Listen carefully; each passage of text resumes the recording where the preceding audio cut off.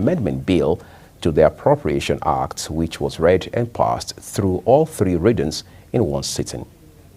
The debate was led by Senator Solomon Adeola, chairman of the Senate Committee on Appropriation, who justified the extension by emphasizing the need to complete ongoing projects under the 2024 budget and citing revenue constraints that have delayed capital project execution. Allow, among other things, the procurement process to be completed, money to be released for the implementation of the capital components of these budgets.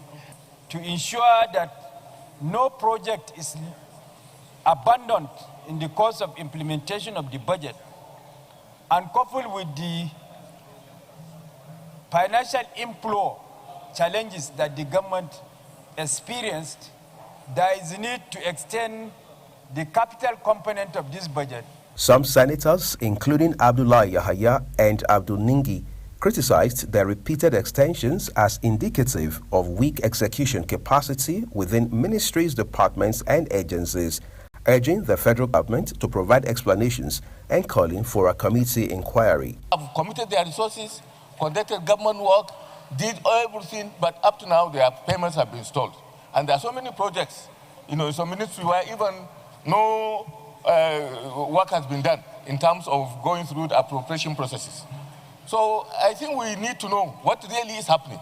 So I'm going to bring a motion sequent to the passage of the bill, which says the Committee on Appropriation and Finance should investigate the recurring dismal of non-implementation of the capital component and report back within 1 week or two. Those who have done their jobs, committed their resources, cannot be paid.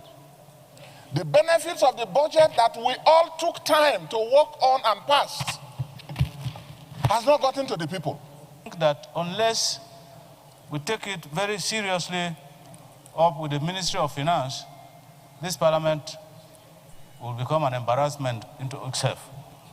Deputy President of the Senate, Barau Jibrin, who presided over the plenary, ruled in favor of the bill following the adoption of the Senate Committee on Supplies report. The Committee on Appropriations and Finance have the function already enshrined in our rules to do that. So what we are trying to do is to emphasize the need that they should do the needful and then report back to us. This marks the second extension, with the initial one having shifted the deadline from December 31, 2024 to June 30, 2025, after a request from President Bola Tinubu.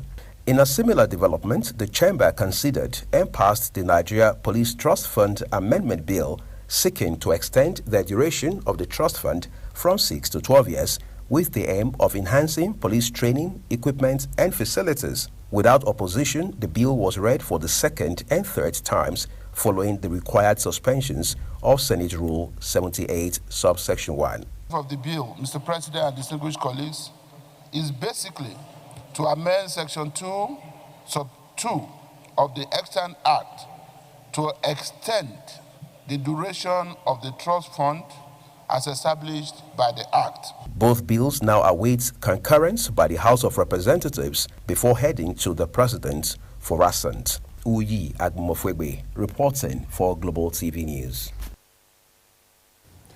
President Bola Tinubu has written to the House of Representatives declining his assent to the National Assembly Library Trust Fund Establishment Amendment Bill 2025 into law. In the President's letter read at plenary by Speaker Tajuddin Abbas, Tinubu cited some constitutional, policy and fiscal issues which he said were capable of disrupting existing governance systems and creating a problematic legal precedent. The bill seeks to transform the National Assembly Library Trust Fund into the National Assembly Resource Center. In a different development, President Bola Tinubu has called on residents of Idu and its environs to take full responsibility for the maintenance of national assets and infrastructure within their environment. He made this call while commissioning the Ring Road 3 to the Outer Northern Expressway in Abuja. Our SCT correspondent Godwin Sunday reports. We'll bring you that story later. The Nigeria Police Force have arrested 26 suspects for their alleged involvement in the recent massacre at the Yelwata community in Benue State. Inspector General of Police Kayode Egbeteku made this known in Abuja while briefing journalists. Security correspondent Kikelomo Okere was there for Global TV. While addressing journalists in Abuja, the Inspector General of Police Kayode Egbeteku says 47 villagers were killed, 2 attackers were killed by the police, and over 100 others were displaced. He pointed out that majority of the suspects were arrested on June 22, 2025. The Inspector General of Police also revealed that 22 suspects have been arrested for killing 12 travelers in Plateau State, while 5 persons have been arrested for killing 2 persons in Benue State this week. I am pleased to inform you today that 26 persons directly connected to this crime have so far been arrested and their weapons recovered. On 19th June 2025, 2 prime suspects who were masterminds of this attack were apprehended from their hideout. This arrest led to the arrest of 7 other suspects the following day, 20/06/2025. 9 of the passengers were murdered and 3 sustained injuries before our teams could intervene and rescue the remaining 22 victims. So far, 22 suspects have also been arrested in connection with this gruesome act of mob violence. They too will face the full wrath of the law in court. While decrying the trends of reprisal attack in the country, the police boss says the police will leave no stone unturned to arrest perpetrators. He therefore called on Nigerians to reject violence and embrace peace, regardless of ethnic or religious affiliation. Let the world know that Nigeria will not bow to terror. Our people will not be silenced by fear. We are not helpless. Nigeria is not hopeless. These criminals may have struck, but we will strike back with the full force of the law. We are not retreating, we are advancing. And we will not stop until every Nigerian can sleep with both eyes closed. The arrest is coming barely a week after President Bola Tinubu directed the immediate arrest of the killers who perpetrated the heinous killings of over 100 people in Yelwata community in Benue State. Kikelomo Okere, Global Television News. Let's return to our earlier story now, where President Bola Tinubu has called on residents of Idu and its environs to take full responsibility for the maintenance of national assets and infrastructure within their environment. The president made this call while commissioning the Ring Road 3 to the Outer Northern Expressway in Abuja. Our FCT correspondent Godwin Sunday now reports. In a significant boost to road infrastructure and urban connectivity, the right-hand service carriageway of the Inner Northern Expressway (INEX) is now officially commissioned. The newly opened road stretch runs from Ring Road 3 to the Outer Northern Expressway and is expected to divert local traffic from the main expressway lanes, reducing pressure time and ensuring smoother traffic. As it is built on international standards with pedestrian walkways, drainage systems, and street lighting for safety.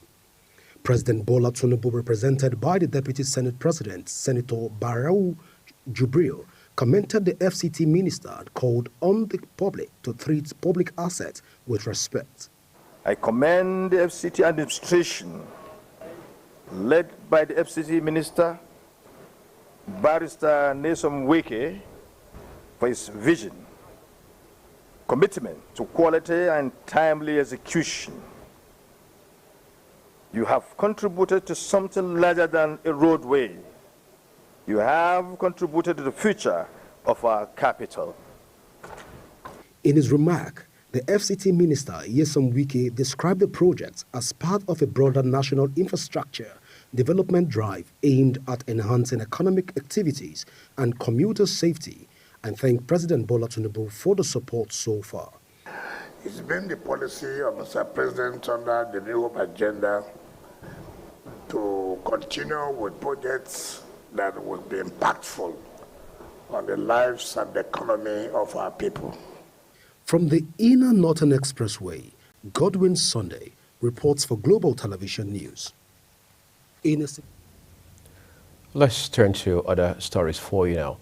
The People's Democratic Party, PDP, has taken a significant step towards resolving its national crisis. The party's acting national chairman, Ambassador Umar Damago, and members of the Board of Trustees had a closed-door meeting with the chairman of Independent National Electoral Commission, INEC, Professor Mahmoud Yakubu, to discuss the party's internal issues. Samuel Odi completes the story. The People's Democratic Party has been dealing with internal conflict and leadership crisis. The chairman, People's Democratic Party, Umar Damagu, says the closed-door meeting is to put aside differences which will determine the future. We are here today to discuss and interact with you sincerely because we had NEC and there was a decision of NEC which mandated me to sign a letter to avoid controversy. The chairman, Independent National Electoral Commission, Professor Yakubu Mahmoud, welcomed the People's Democratic Party's delegates and highlighted the party's irregularities in leadership selection. So there are issues to discuss, and we look forward to this important clarification from the party as to who is the secretary. But we are here as the registrar and regulators of political parties, and we hope when we go into the working session, we will fully understand where you are coming from. As the PDP takes steps towards unity and reconciliation, one thing is clear: the party's ability to put aside its differences will be crucial in determining its future and success of the party. Samuel Odi for Global Television News. Well, thank you so very much, Samuel, for your reporting. The Independent National Electoral Commission, INEC, has published the notice of the Ekiti State governorship election scheduled for June 20, 2026, stating that the bimodal voter accreditation system, also called BVAS, will be used for the accreditation of voters. The Commission had last month announced the date for Ekiti and Osun State governorship elections, but the publication of Wednesday's notice is in line with Section 28, subsection 1 and 2 of the Electoral Act 2022 as amended. The notice stated that the election, which will commence by 8:30 a.m., will be conducted in the 2,445 polling units spread across the 16 local government areas of Ekiti State, while emphasizing that only persons whose names appear on the register of voters and have valid permanent voter cards will be allowed to cast their ballot.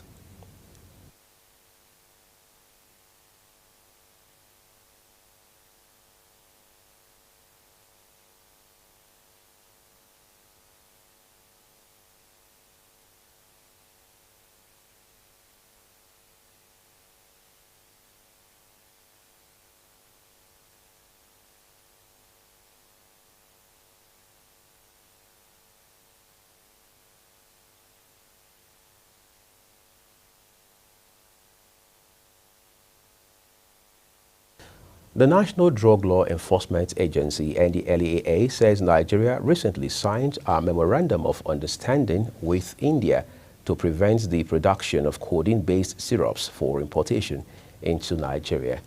The Apapa Strategic Command of the agency, Buba Makawa, disclosed these while addressing journalists at the command as part of activities to mark the commemoration of the 2025 International Day Against Drug Abuse and Illicit Drug Trafficking. They said the event, which has been billed to take place tomorrow, has been themed "The Evidence is Clear, Invest in Prevention, Break the Cycle," reiterated that it is strengthening actions and cooperation in curtailing the availability, accessibility, and affordability of drugs. The Human Rights Writers Association of Nigeria, also called HURIWA, has called on President Bola Tinubu and the Attorney General of the Federation to act swiftly in enforcing the rule of law in Osun State. The group also condemned what it described as the illegal occupation of local government secretariat by APC loyalists. Osana Okarafo completes the report.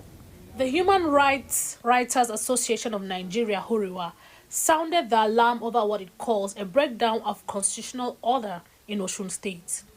The group demands that President Tinubu and the Attorney General of the Federation direct security agencies, particularly the Nigeria Police Force, to expel individuals loyal to All Progressives Congress who are reportedly occupying local government offices in defiance of a court ruling.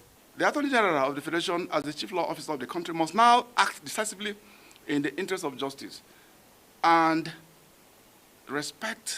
we respect Mr. Prince Fabemi as a principled legal practitioner, a very senior one at that. He must demonstrate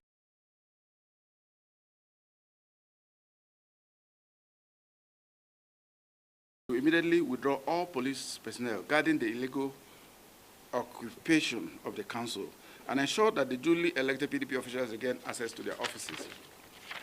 Huriwa vows to sustain its advocacy until justice is done and the PDP officials regain access to their offices. Hosanna Okorafo reporting for Global TV News.